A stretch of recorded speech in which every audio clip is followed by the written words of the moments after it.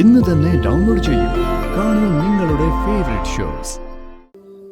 എന്റെ ദൈവമേ, ഇനിയും ഞാൻ എന്തിനാ ജീവിച്ചിരിക്കുന്നത്?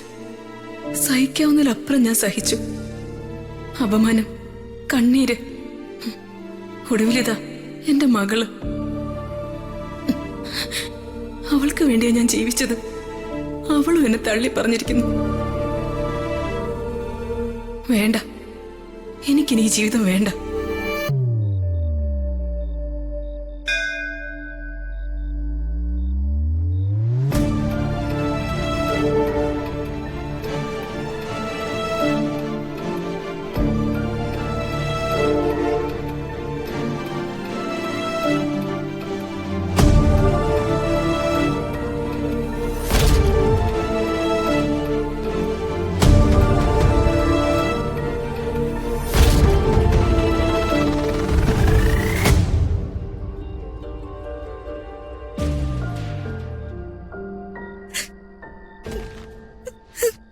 അമ്മ, അമ്മ, മോളെ, അമ്മ.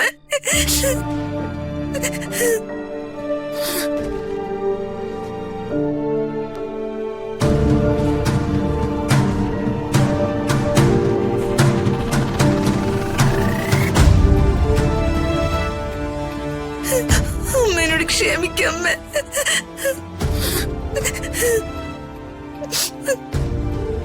ഞാൻ സത്യങ്ങൾ അറിയാതെ അമ്മയുടെ മനസ്സിന് മുറിയേൽപ്പിച്ചു.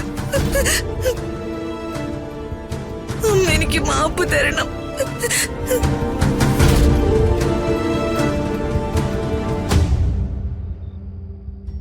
സോറി അമ്മ. അതൊന്നും സാരമില്ല മോളെ.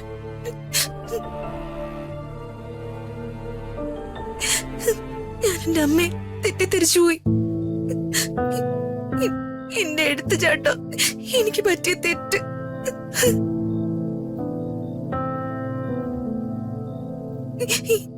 എനിക്ക് എനിക്ക് എന്താ മോളെ ഇത്?